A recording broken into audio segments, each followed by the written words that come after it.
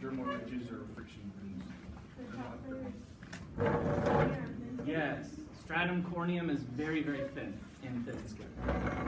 Much thicker in thick skin.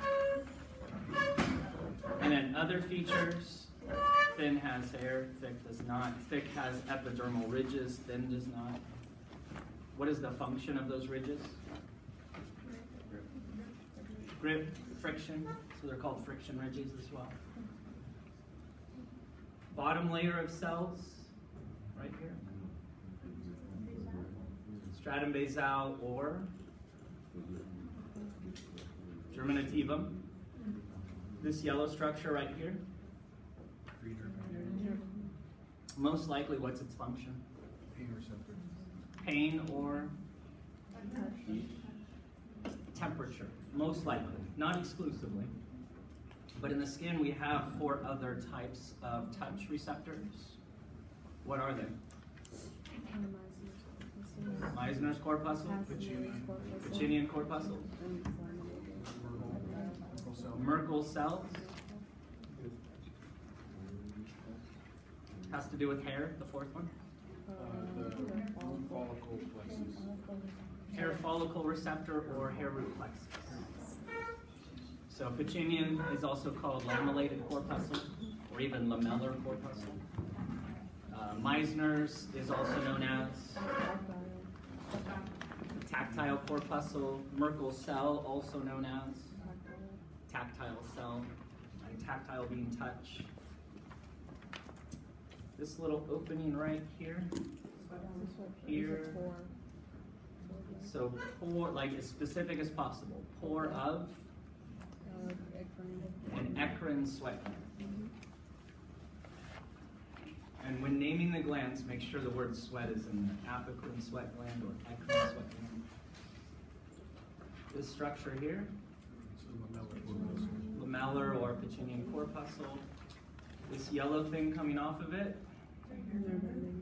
what kind? Sensory or motor? Sensory. Are there any motor nerves there? Yes. Were they innervating? On the erecting pili muscle. Muscle and The root. No. Yeah, the hair root. I'm not actually seeing the other one I'm looking for. Let's try another picture. There's got to be one that has it.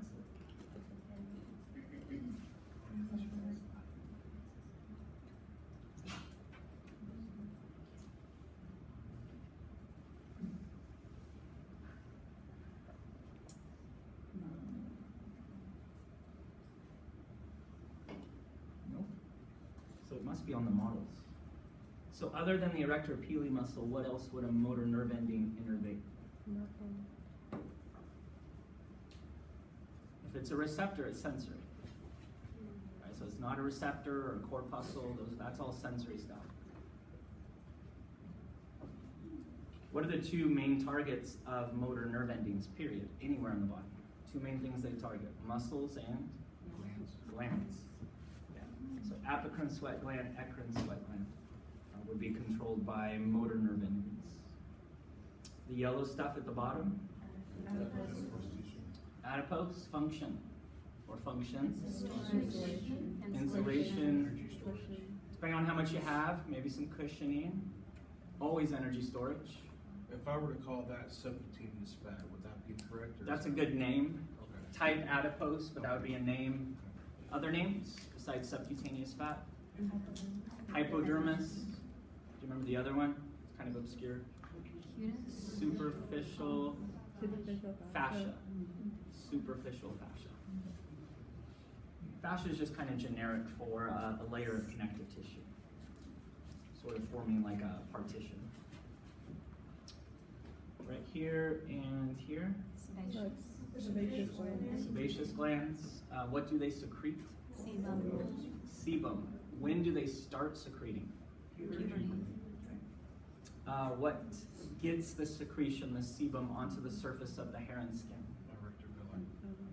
Contraction of erector pili muscle. These blood vessels right at the junction between dermis and hypodermis. Dermal plexus. Dermal plexus? Close. Subcutaneous? It's just cutaneous plexus. Cutaneous plexus. And then these ones up here. Capillary loops. So I'm not looking at just one of those in the papilla, but all of this. It's the subpapillary plexus. Subpapillary plexus. Right, so down here, cutaneous plexus. Branches go off, straight up, right through the dermis. And then right at the papillary layer, they spread out and form another plexus. And then from the plexus, you get these little guys, capillary loops, which are found within lightning in here. That's not good. It's probably going to burn out on us. Great. Capillary loops are found in the papillary layer of the dermis. How about one loop? Where would you find a loop? In a dermal papilla. Yeah. So I'm getting at, like, what do you find in a dermal papilla? It could be a capillary loop. It could be this thing right here. A free nerve ending. It could be, third option is not shown there. Meissner's corpuscle.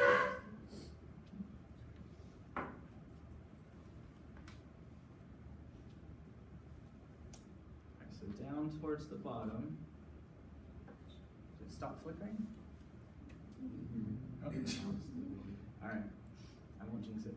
This tissue type right down here.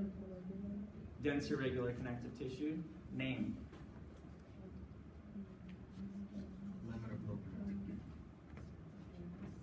Reticular layer of dermis. Tissue type right here. Areolar connective tissue. That's fine. Name. Lamina propria. Papillary layer of dermis. All of the orange here. That's stratum corneum. Stratum corneum. This very thin layer, we can see some dark cells in here. Stratum granulosum. Better seen from a higher magnification view, but yeah, that's stratum granulosum.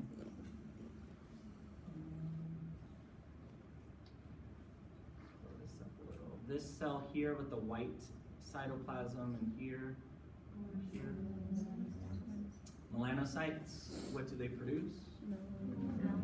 Melanin. It's stored in vesicles called Melanosomes. melanosomes.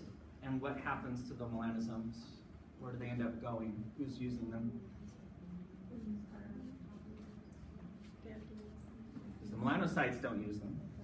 They make them for the other cells. Keratinocytes. The keratinocytes take them up and place them where? Over the superficial surface of the nucleus. Right? That's where you want it to protect the DNA. Thin or thick? Both? Yeah. Mm-hmm. How do you know? The stratum corneum is obviously thicker when it's thin. So this is really thin corneum and it's very frayed. Right, both of them. What's this layer here? Granulosum. Find that, then you know everything above is lucidum if it's thick and corneum. This is thin, so it's just corneum and it's a very thin corneum. Which means all of this is stratum spinosum. Cell types found in stratum basal. Cell types. Keratinocytes. Keratinocyte, Merkel cell. Merkel cell, Melanocytes. melanocyte. Stratum spinosum, keratinocytes, and we'll name Langerhans, dendritic cells, epidermal dendritic cells. Granulosum, lucidum, corneum, it's just keratinocytes. But inside of those keratinocytes in the stratum granulosum, you have two types of granules. What are their names? Keratohyalin. Yeah. Keratohyalin, which contains the prekeratin filaments, and it looks kind of like a little Pacinian corpuscle, so it kind of has the same name. Lamellar or lamellated granules. So you have the lamellated corpuscle, Pacinian, and the lamellated granule inside of the keratinocytes. Significance of the lamellated granules. What do they contain? What do we do with them? So what's in them that provides water resistance? Glycolipids. So they secrete glycolipids onto the surface of the cell, adding water resistance.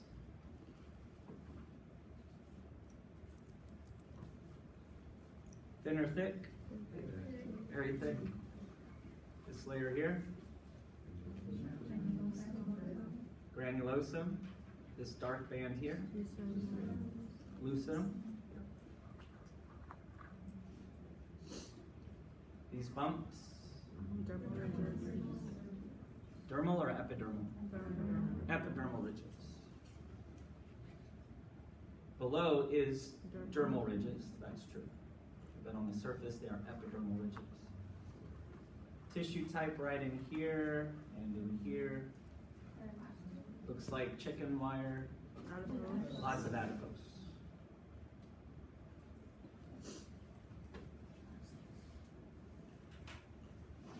This blue cell, dendritic function, not sensory, but defense. And you know exactly what it does, next semester details, but immune function, defense is good enough. The little gray dots here in the keratinocytes. Melanin, but contained within those melanosomes. Those are melanosomes. The purple plus the yellow combined, or Merkel disc, or tactile disc. The little red dots in the white space between keratinocytes. All right. Little blue dots in this layer of cells. Granules, keratohyalin and lamellated. This tissue right here.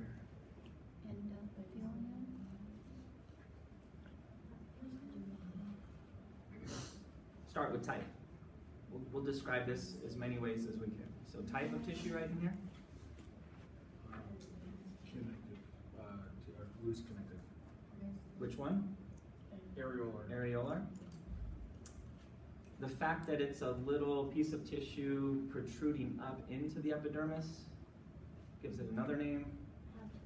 This is a papilla.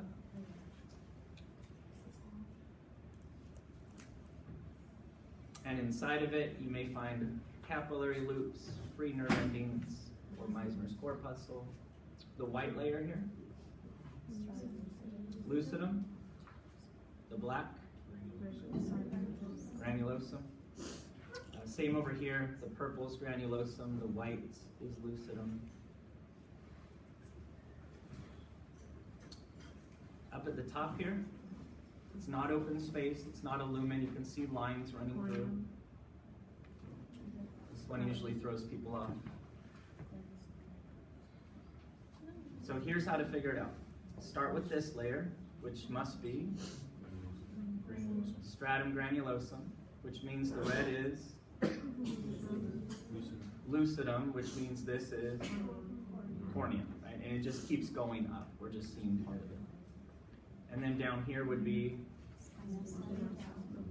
spinosum, right? And then basal somewhere way down there. The white here is the lumen of a vessel, so these are capillary loops. The big brown cell at the bottom there, melanocyte. Lots of melanocytes here. White cytoplasm, blue nucleus, somewhat larger than the keratinocytes. This sensory structure here, that is a Meissner's corpuscle.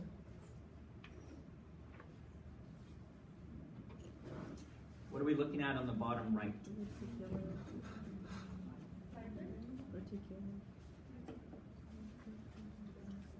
So it's from the reticular layer of the dermis. Collagen? We're looking at bundles of collagen fibers. As far as the pattern, are they random, different directions, or all same direction? They're different, they're random, so what type of tissue is that? That's irregular. Professor Moore, I have a question.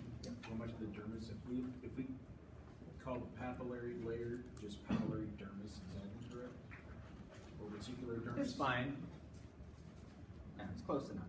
Papillary layer of dermis is the way I would phrase it, but yeah, it's fine. Okay. Because I want you to know two things, that it's part of the dermis, I want dermis in there, and it's the papillary layer, so that would suffice. Thank you. Top right, type, name, That's dead center. kind of looks like a sponge, lots of open space. It's areolar or connective tissue, and it's from what layer? Papillary layer of the dermis. How about this really dark band here? Stratum granulosum.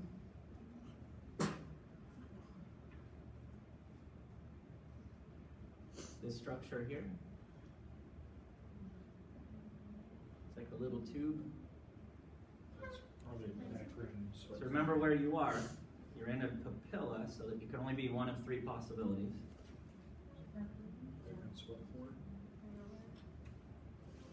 What are the three things you find in the dermal papilla? You told me a few times already. That's a capillary loop. That's right. And this is? That's a Meissner's corpuscle. On the left? It's lamellated corpuscle. Lamellated corpuscle or Pacinian corpuscle. Where do you find those? In the reticular layer of the dermis. And? Reticular layer of dermis and Papillary? other direction. Hypodermis. So what do we have that's detecting light pressure in the papillary layer of the dermis? Right, Meissner's corpuscles. And the Pacinian corpuscles are for reticular layer and hypodermis, and they're considered deep pressure receptors. These glands here, sebaceous oil glands or sebaceous gland is fine. How about this guy? Sebaceous follicle? Aside from the follicles, which you can see do have their own duct, the sebaceous glands do not, so they secrete into what? The hair follicle? Hair follicle, hair pore, right? So this is the lumen of the hair pore, just the open space that the shaft of the hair passes through. Question on the sebaceous follicle. Do we have, are those fairly abundant?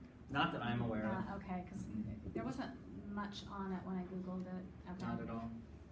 Where would we find those? I got that picture from the Martini textbook from the same publisher, but yeah, it's not something that I see in most books. But apparently they exist. Unless he made them up, that's entirely possible. He could just be tricking us.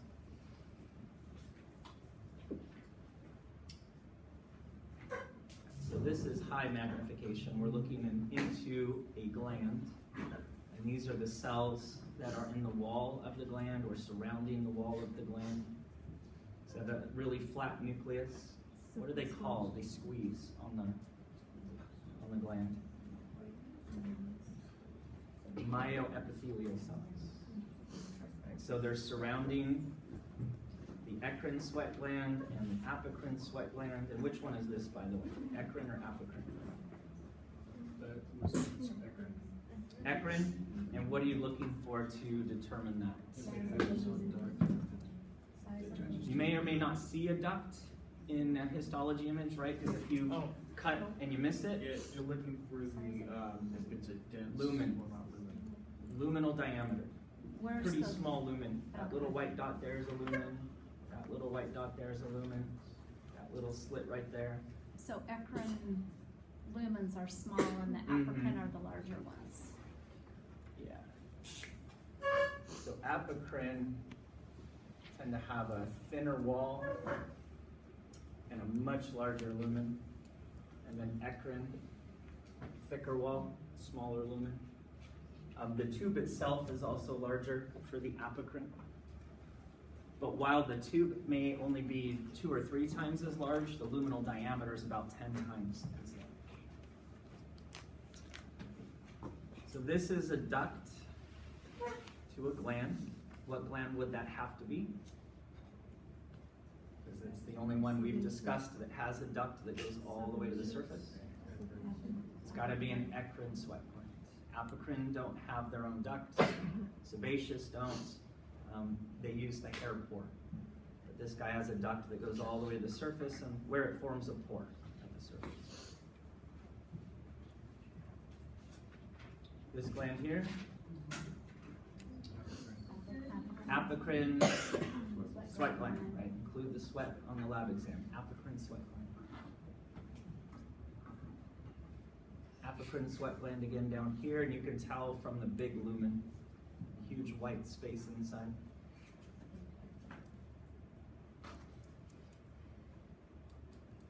Picture on the left. Apocrine on the right. Eccrine. All right, what do they have in common? Similarities. See how many we can come up with. They're both stratified cuboidal. They're both Not merocrine. necessarily. Merocrine? Both merocrine glands, mode of secretion, that's one. They may have regions that are stratified cuboidal or columnar. That's possible. But along the lines of structure, how are they similar? Both They're coiled. both simple coiled tubular exocrine glands, right? That's the structural classification. Simple coiled tubular. What else?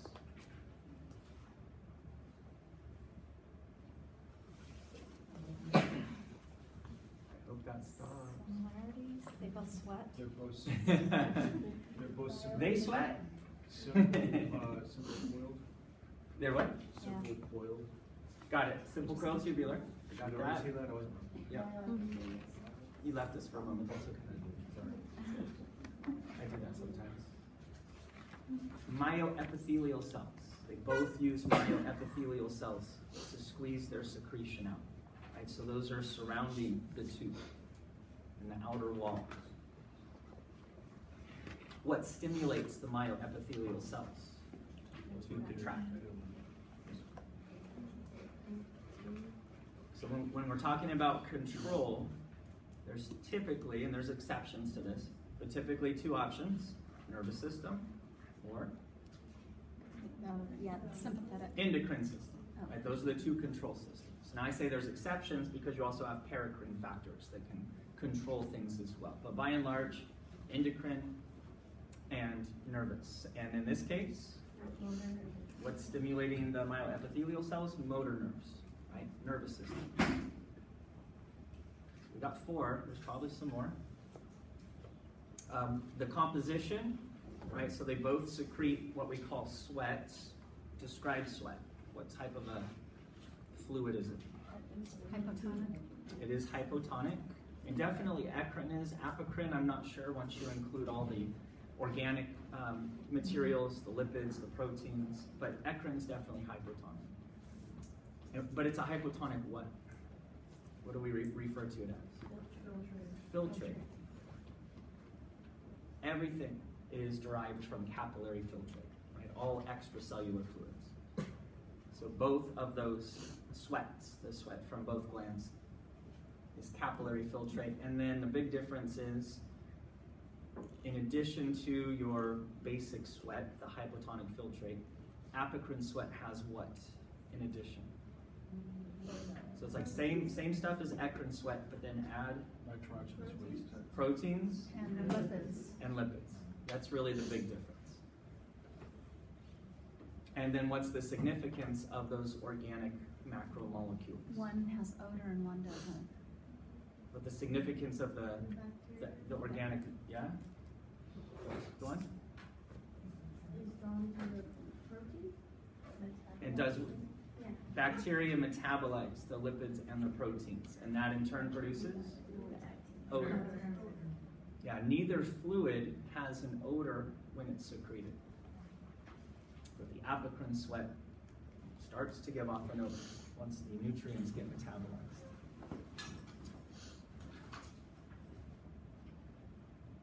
I think as far as similarities, that's probably about it. Differences. Start with function. Function of eccrine sweat. Evaporative cooling, evaporation, thermoregulation, yes, but be specific, right? Thermoregulation, but specifically evaporative cooling. Secrete wastes, excretion. Would you say you secrete waste or you excrete waste? Kind of Both? both.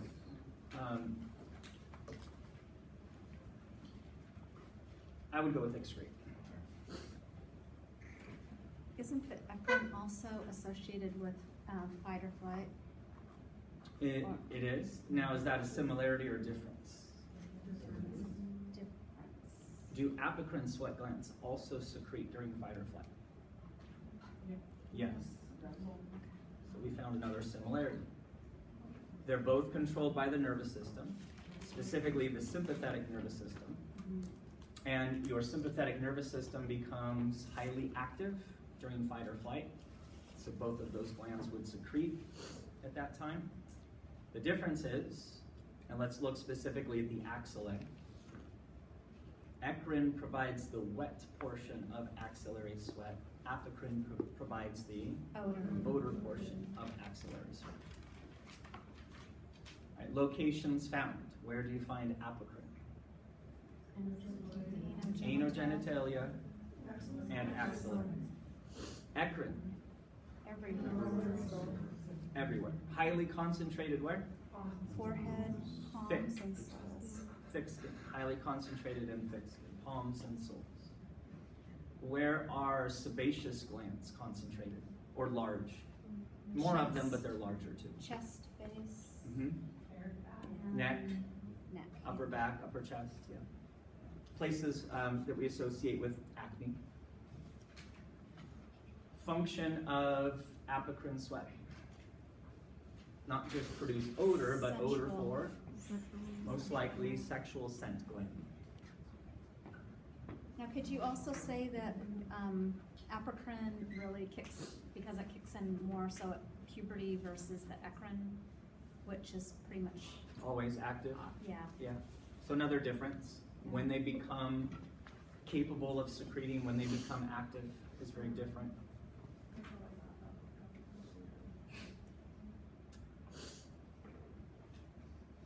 Anything else? Lumen Eccrine size. versus apocrine. I don't know if we covered Got the that. lumen. I think that's about it. What about hormone? Androgens. What more on the apocrine side? Yeah, so androgens basically activate the glands so that they start secreting, right? Structurally, they've been there since birth. They just haven't been active. And what actually gets the secretory cells to start making the product and start secreting is a rise in androgens, right? Which corresponds to puberty. So they become active at puberty under the influence of androgens. So it's kind of like two-part control. Androgens, which is endocrine system, stimulates the secretory cells to secrete. And then the nervous system stimulates the myoepithelial cells to contract and squeeze the secretion out. So you need both. All right, what are we looking at here? Hair follicle, and we can see the hair inside. So we'll just start in the middle, this area here. And then outside of that, cortex, and then very thin layer of cuticle, and then after that, internal Root sheath. epithelial root sheath. So internal, because it's deep to another layer that we're going to call external. Epithelial, because that's the type of cells. Root, this is the root of the hair, right, which is the bottom half, basically from the bulb, about halfway to the surface of the skin. And then sheath, it's a covering, right, it's surrounding the hair. Internal epithelial root sheath, followed by another layer of the same thing, external epithelial root sheath. Then glassy membrane, which is the name as far as what it is. It's a basement membrane. And then the blue stuff on the outside, connective tissue root sheath. And then what would be outside of that? Like here, here. So you have to know where the follicle is to figure out what the tissue is around it. Is it in the epidermis, papillary layer of dermis, reticular layer of dermis, hypodermis? Where are we going to find those follicles? Reticular layer of dermis, and even down into the hypodermis, right? But not the papillary layer, too far up. Which means this would be most likely dense irregular. Right? If it was adipose, if it was hypodermis, it would be pretty obvious.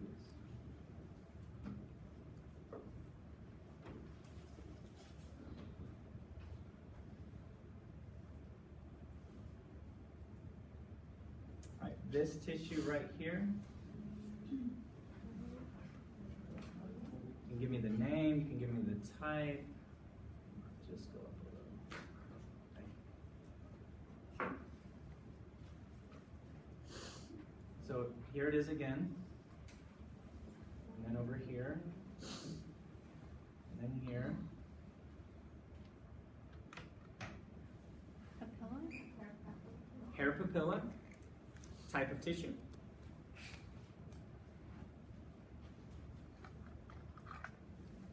Made out of the same stuff that the dermal papillae are. Areolar connective tissue. First layer of cells surrounding the hair papilla. They are stem cells. They are the equivalent of stratum basal in the epidermis. Are they keratinocytes? They are, but we're looking for the name of the layer. They're keratinocytes, right? The hair as a whole is made up of keratinocytes. The only other cell you find besides the keratinocytes are melanocytes, which are also in the same layer. So I just need you to give me the name of the layer.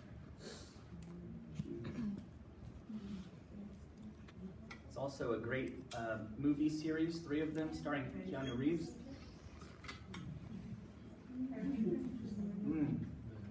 The Matrix, yes. The hair matrix, specifically. All the dark stuff here. Melanin. Yeah. The melanocytes are right here, along with the keratinocytes and that first layer of cells called the matrix. But just like what we see in the epidermis, the melanin gets spread out to the superficial layers of cells, the ones just above the melanocytes, right? Same thing here. So these aren't melanocytes, this is melanin. The melanocytes are down here in the matrix. Large cells here, kind of pale white. So what is that? The structure or the cell? The structure? Yeah. Well, the cells are keratinocytes. They're large. There's air actually in here as well. Isn't that the medulla? Medulla, yeah. And then right here, cortex. So the matrix cells line on top of the papilla. They end up forming the cells of the medulla. The matrix cells on the sides end up forming the cortex. And then way down here, towards the bottom, and still on the sides, they end up forming the cuticle.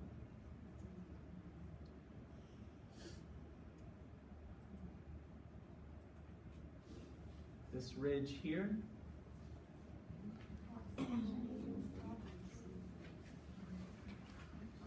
proximal nail fold here, lateral nail fold, this little thin membrane of skin. Right, so layman's term, cuticle, clinical term, epuncium, EPO, epuncium. If you want to go with eponychium, that's fine. Whatever helps you spell it, to be honest. That's how you should say it. Little crescent area, pale, luneal, which is part of what? This exposed portion of the nail is all called nail plate or nail body, right? So proximally you have the luneal, and then where the nail extends past the fingertip, this is free edge.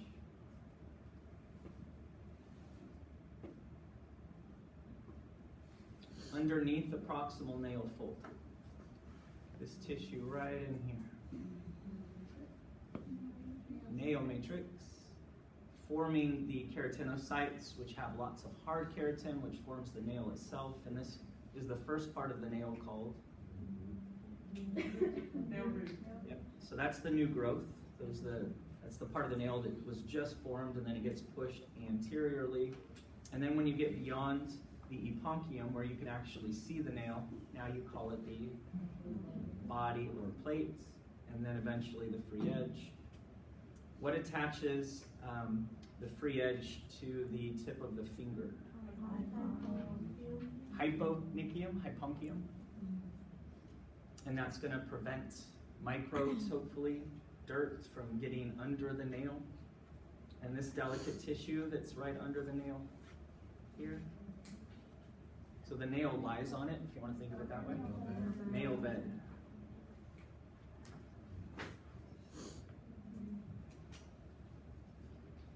This tissue here, hypuncium. Yep. And here, so the purple, nail bed. That pale color at the top here. Nail plate, body. This tissue here, epuncium. Right here, the white arrow, matrix, and then this black arrow here, nail root.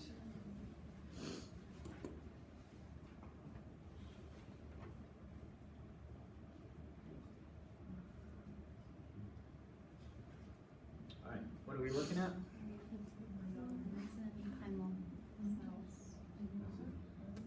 So the cells that are there are mesenchymal stem cells, but what's the tissue? What do we call that stuff? Mesenchyme. That's where the term mesenchymal stem cells comes from. The cells of the mesenchyme. It is embryonic connective tissue. Which adult connective tissues arise from mesenchyme and mesenchymal stem cells? Connective tissue. That's one way to do it. All of them except blood. So give me the categories. Blood is one, fluid connective tissue. What are the other categories? Proper. Connective tissue proper is the big one. Cartilage. And then you could go with one more category that's combining two things or two categories. You can go with skeletal or supporting tissues, and then that includes two subgroups. Or you can just say cartilage and bone. So connective tissue proper, cartilage, bone, blood, right? If you want to go with four categories. Or it's connective tissue proper, skeletal connective tissues, blood, and then skeletal connective tissues include bone and cartilage. Either way. The forming cells for connective tissue proper. Cells that form the matrix.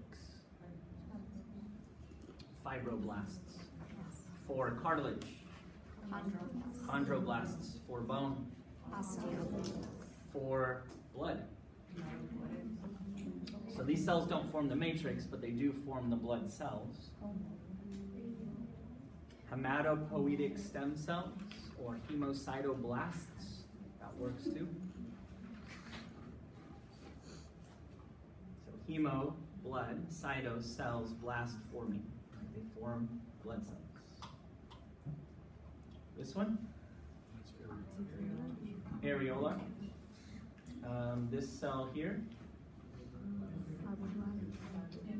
Fibroblast, fibrocyte. How about this one?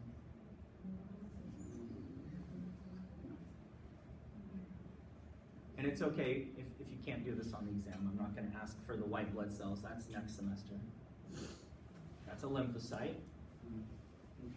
Neutrophil. Mast cell. Basophil looks just like it. The yellows, you should know the yellow. Adipocytes. Adipose is a tissue, right? So if you're naming the cells, adipocytes. And this one?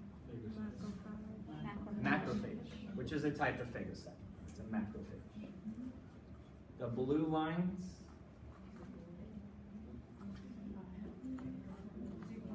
reticular fibers. The yellow, elastic fibers. The white, collagen fibers. Name the protein that gets polymerized into elastic fibers. Elastin.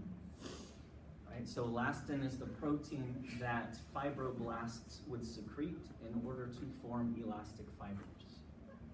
What protein do fibroblasts secrete to form collagen fibers? Collagen protein. And to form reticular fibers. Collagen protein. Two different classes of collagen protein. Right?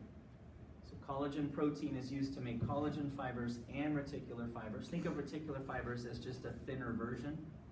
Right? They're not big and strong and rope-like, but that's not their job. They just form a framework. And then elastic fibers are made from a different type of protein called elastin. And then along the same lines, what is the protein used to form fibrin? We're going to polymerize it, link it up to form strands of fibrin. Fibrinogen. So fibrinogen translates to fibrin generating. Right? Those are the proteins that link up to form fibrin.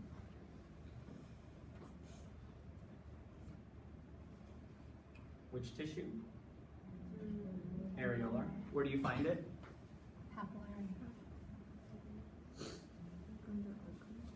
Papillary layer of dermis. Yes. What else?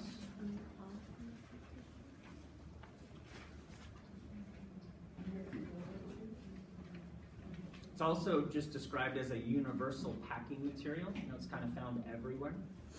But you can give me, you should be able to give me a few specific locations. Papillary layer of dermis. It's the tissue immediately underneath any epithelium, underlies all epithelium. So cutaneous membrane, that's where it's called papillary layer of dermis. How about mucous membrane?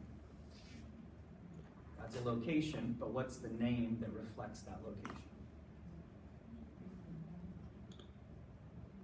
Lamina propria. The one time I don't say So you have lamina propria, the mucous membrane, papillary layer of the cutaneous membrane, under all epithelia, universal packing material. Wraps small blood vessels and nerves, surrounds glands. But that last one goes without saying, because what is a gland made out of?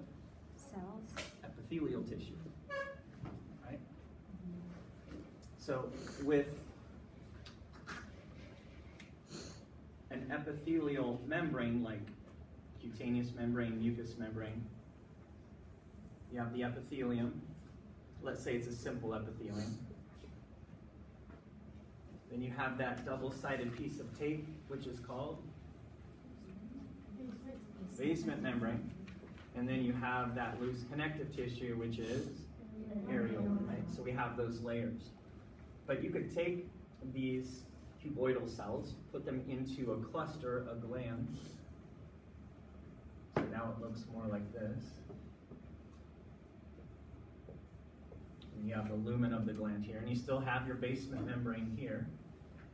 And then you would still have your areolar connective tissue just outside of that, which is why you can say surrounds glands. Right? So underlies epithelia, meaning membranes, sheets of epithelial cells, and surrounds glands.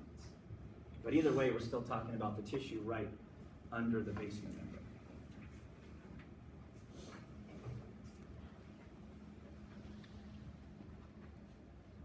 Type. Still areolar. Function of, let's go through the cells and fibers. Adipocytes. Store energy in the form of triglycerides. Yes. Macrophages. Defense. This is the one where you could summarize the function in a word.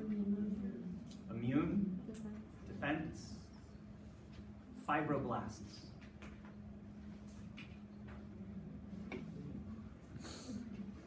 Still doing functions. Fibroblasts. Provide structure. So what does blast mean? Forming. So you're just telling me what it forms. It forms the matrix. Because after all, what is connective tissue? You can boil it down to two things. It is cells and extracellular matrix. Matrix, right? Cells, matrix. Right? So the cells are the fibroblasts. So what are they making? The matrix, everything else. The fibers, the ground substance. So the fibers are made of protein. What proteins are also made by the fibroblasts, but go into the ground substance to determine its thickness, its consistency? Something glands. It's a big old word that combines Proteogland. protein, that's one of them, and carbs. Put it together. Okay, instead of carb, sugar, so protein and sugar, proteoglycans.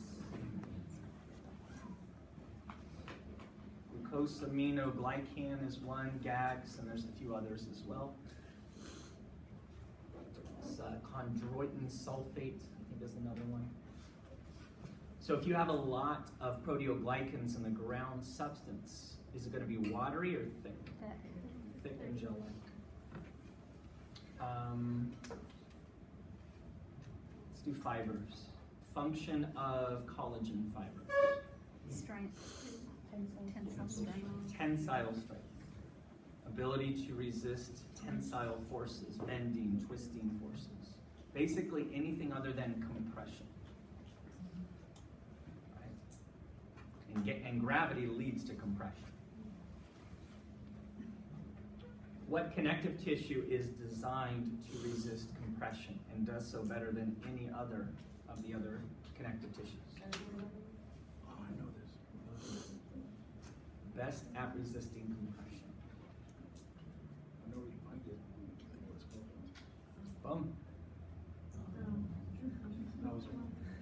Second best, which has a really thick ground substance, Not like your intervertebral discs. it's cartilage. Yeah. Intervertebral discs are made of cartilage. What type? Hyalin's always a good guess because it is the most Fibro. abundant, but not this time. It's fibro. Fibrocartilage. You got this. So then what's the function of fibrocartilage? Resist. Because we need to be more specific than resist compression because hyaline also resists compression. But fibrocartilage does something much better than hyaline. Shock absorption. Resist heavy impact forces, compressive forces. So light compression, hyaline can tolerate that just fine, but really heavy loads, heavy compressive loads, like when you're jumping and running, we need fibrocartilage for that. So where else do you find it where we have really heavy loads? In the knees as menisci and pubic symphysis, joining the pubic bones. So there I think it is more for connecting than it is for shock absorption, but definitely the menisci and the intervertebral discs are for shock absorption, to resist heavy, heavy compressive forces. So when I ask for locations, rather than describing the location itself, just give me the name that reflects the location. Menisci, intervertebral disc, pubic symphysis. That takes care of the location. Function of reticular fibers. Structure, support. And I'm glad you said that. You have to be careful with terms like structure and support because that could be any connective tissue. Right? Those are very, very generic characteristics. Binding, support, protection. It's got to be more specific than that. So reticular fibers form a stroma. Or you can describe what a stroma is. Reticular fibers form a framework to house cells. That's exactly what a stroma is. So you can just say stroma or a framework to house cells. A house of fibers. Where do you find reticular connective tissue?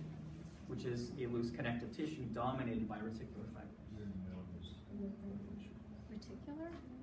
Where do you find reticular layer connective tissue? of the dermis.